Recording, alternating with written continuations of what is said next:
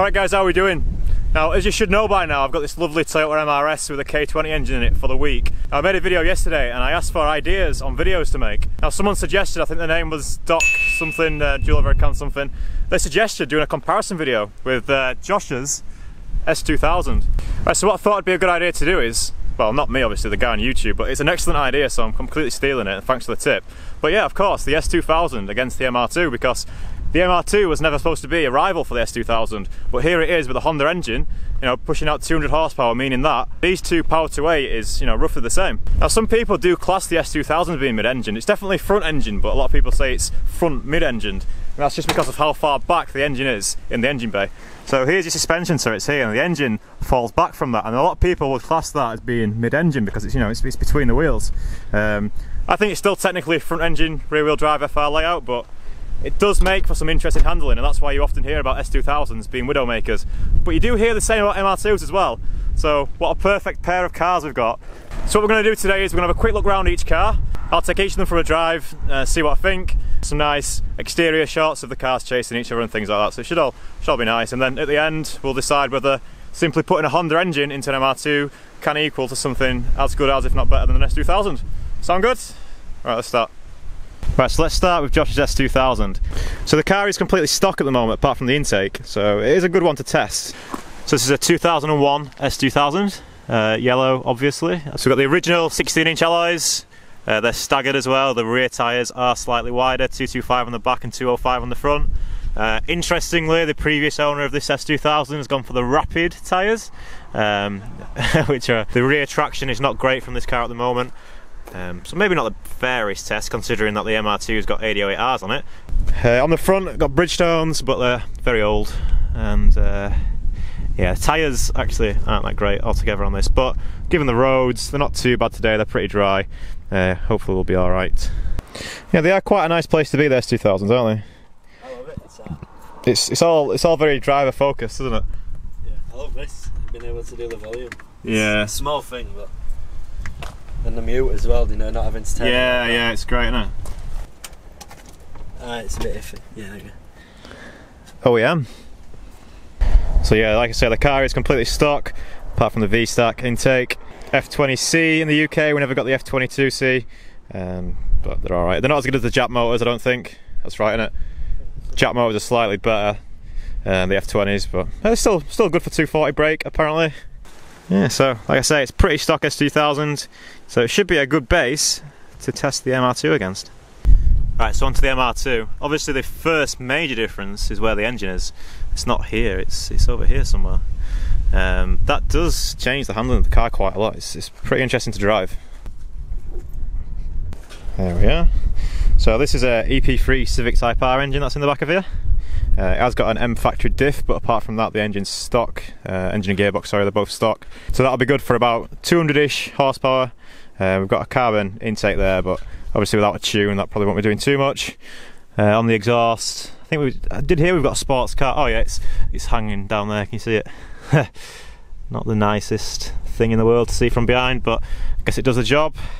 Now the interior of this car is a bit different to the S2000. We've got the mixed matched bucket seats for some reason, and then we've got the roll cage at the back, and you know, a bit of strippage going on. All my shit there as well, ignore that. Aftermarket wheel, we've got a gauge there as well which tells us the oil pressure as well as the water and oil temperatures, which is pretty cool. And then we've got the Volk GTP alloys with 808R tyres, 205 on the front and 215 on the rear. Now the bonnet does come up on this, but there's not a lot in there. I can show you quickly. So under here, obviously we don't have an engine. We've got like a little compartment to put stuff, spare wheel, etc. You've got the power steering fluid reservoir there as well, and the pump. Because these actually use a electric pump powering a hydraulic rack. So you've got your electric motor down there powering the rack, which is pretty cool. This car's got Meister R coilovers as well.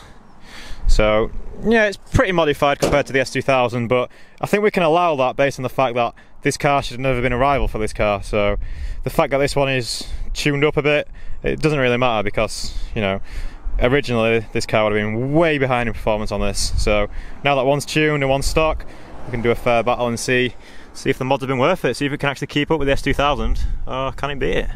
Right guys, so that's a quick overview on the cars. Like I said, the S2000's pretty stock, and obviously the MR2 has been tuned up a bit, but allow that because, you know, we want to see if it can match the S2000 performance after all. So, am I allowed to drive the S2000 now, please? Yeah. Alright, cool.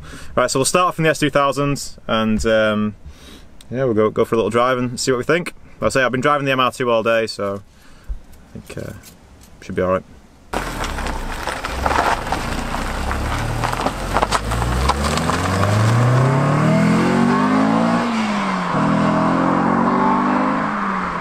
Right guys, so here we are, we're in the Honda S2000. This is Josh's new car, so we'll be nice to it, we can't be too hard. Ooh. So you've probably got a lot more chance of being able to understand what I'm saying when I'm driving this car compared to the MR2, because it's just a standard original car, you know, just nice and stock. The roads are pretty dry out now. Oh, that feels flat. The thing about these cars is, just like the MRS, just like any Honda, you do have to rev them to get anywhere. I'm just cruising in 4th gear now and it's picking up, but it's not going anywhere fast.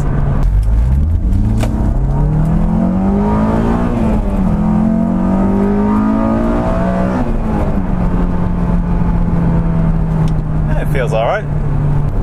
Feels pretty solid, pretty tight. To say it's done 130,000 miles, it feels alright.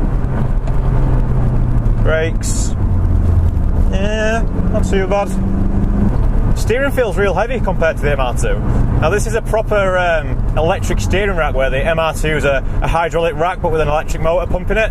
The MR2 feels dead on. This feels a bit heavy, if anything, which is strange. You never really say that about electric steering, but it feels pretty weighty. It does turn in nice though. Yeah, it does turn in nice. Just having that extra weight on the front wheels compared to the MR2, you can definitely feel it. Whoa.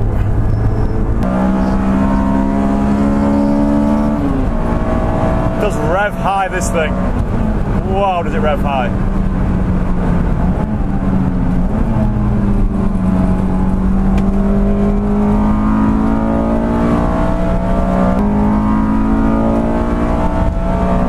You know, for a car on knackered old budget tyres, whoa, don't talk and drive.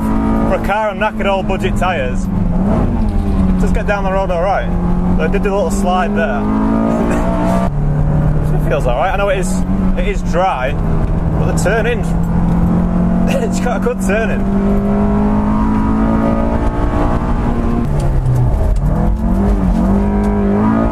The rear grip feels way off compared to the front. It just dances about a bit. Right, we're back. Right guys, now we're in the MR2 and I don't think you're going to be able to hear much of what I'm saying once I'm on the road and driving. I bet it's already starting to echo a bit. Just on a side note, if anyone knows more about microphones than me and can tell me what kind of microphone I can get that'll work inside a car without picking up too much noise, I would appreciate that, because I got this microphone off Amazon and it's alright, but it's a Sony something or other, and it's alright, but I kind of get the impression it's constantly looking for sound and it's picking up all the vibrations of the car. I mean, there are a lot of vibrations in this car, but it'd be nice to have a microphone that would just pick up my voice. If any suggestions, let me know.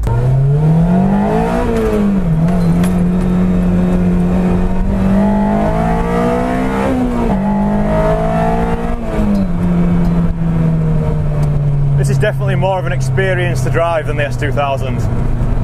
Tell you what, the steering in the S2000 felt heavy, but now this steering feels light, so I guess it just depends what you're used to. Oh, nice roads, these are great. I think there is something special about a mid-engine car. It's quite a rarity, isn't it? It's not something you see often, not in the UK anyway. MR2s, Elises, Exigas. What else is there? It's pretty much just a sports car platform, isn't it? You wouldn't get a mid-engined. What else is mid-engined, really? Sports cars, that's it, right? Does that mean that mid-engine cars are the perfect kind of layout for a sports car? I don't know, it feels alright. I do really like this MR2, you know. I don't really like the seat. The seat's not really me, and these harnesses don't feel genuine to me. They feel a bit strange. This car would be a lot better with a nicer seat in it, I think. This, what is it? Cobra? I think it's Cobra. It's just on the arse. It's really stiff. Like, compared to like the Recaro pole positions that I've got in the E36, this seat doesn't feel nice at all. I think if this was my car, the first thing I'd sort out is the seats, because gotta be comfortable, right?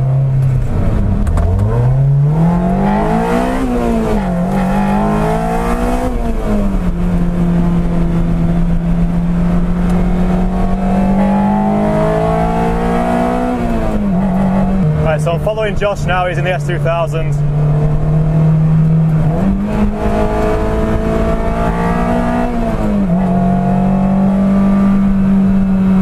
He knows these roads a lot better than me.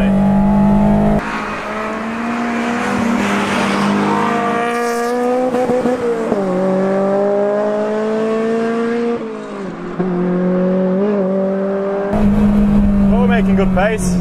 Can you even hear what I'm saying? Probably not.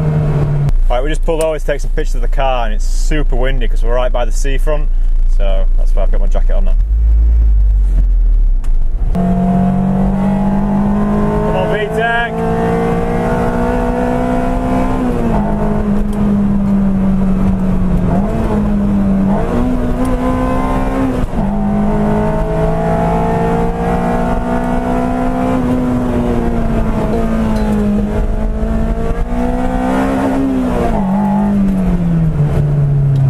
This thing needs a higher rev limit. I'm not used to driving a K20 with such a short rev limit. You have to rev it all the way as well because it's got standard gearing, so what that means is if you don't shift right at the top, then you're going to drop out of VTEC. Which is why you end up just bashing the limiter like I was doing then. Right guys, so we just got back from the drive, and firstly apologies that we couldn't get too many like exterior angles and stuff like that. I've got this camera here and I've got this GoPro here, and you know, we didn't have the most time to be doing this. But you know, I got to drive both cars, and you know what, they're very similar, and I can't work out whether that means it's a win for the Toyonda, as this car's called, or the guy who built this car. I don't know if it's a win for him or if it's a win for Honda, because you know, this is a pretty tuned up car and it's just about the same as a standard S2000. We reckon this car's just about got the legs in the straight, but driving both cars back to back, they feel different but also kind of the same. Can that be a thing? I imagine the power to weight is pretty similar, and you know, this car's obviously a bit lighter, but the brakes don't feel that amazing on it. And tell you what, with having the engine there as well, when we're braking some of the slower corners, and you know, if I'm going down to second gear for some of the corners which I need to get back in the VTEC, what I'm finding is I'm turning in without any throttle on like I normally would do in say a front wheel drive car, or even a front engine rear wheel drive car. You turn in with just like light throttle on. But this engine just seems to swing the back end of the car out, and more often than not you're having to come out of corners with opposite lock on. Just, it's nice, it's not an annoying thing, but it doesn't feel like it's the fastest way to get around the corner. Whereas in the S2000 you can kind of, you know, turn in as you'd expect and not have this engine swinging the weight out around the back, and it just seems to, I don't know, it seems to be a bit more stable, the S2000. I don't think I'd ever call an S2000 stable, but kind of compared to this car it does feel quite stable. So yeah, that was the MR2 versus the S2000. Like I say, I can't work out who won. I don't really want to call it a draw. The thing to remember as well is Josh's S2000 cost probably about £3,000 or £4,000 less than what this car did. So you know, you could put the money back into the S2000 that you've lost from there, and it would absolutely eat this. But then again, if you just put a couple of £100 into this car, you know, got the ECU sorted out and got a tune on there, you know, maybe budget up to £1,000 for that. But if you did that, this thing would be a little animal in a straight line, especially if we had an RBC inlet on there, which we've not. Like I say, it's just a stock engine car, stock ECU from an EP3, so you know, it's not amazing in a straight line. It's fast obviously, but it's not amazing, and that's probably why the S2000 is so similar. And I think if you compare the driving experience from them both, then this car being that bit more spicy would probably lead me to say that it's probably won the battle. But yeah, that's just my opinion, so let me know yours. What do you think? What would you rather have, the stock S2000 or the Toyonda K20 MR2? Yeah, I'm going to be going back now, so I hope you've enjoyed the video. Hope it's been somewhat worth watching. It is hard to put together videos like this, just having the one camera and a few hours in the day. It's pretty tricky. Would like to get up to the production levels of some of the bigger YouTube channels one day, but it is difficult and time consuming, especially when you're just a one-man band. And thanks to Josh for bringing the S2000 out and letting me have a go, just so that we could do the test. I think the Toyota is the one for me. There's just something about it, it's just a bit more special, but then again the S2000's stock, so maybe it wasn't a fair comparison, but it was a fun video to make, so that's the main thing. And I hope it was a fun video to watch as well. Alright, and I'll see you next time.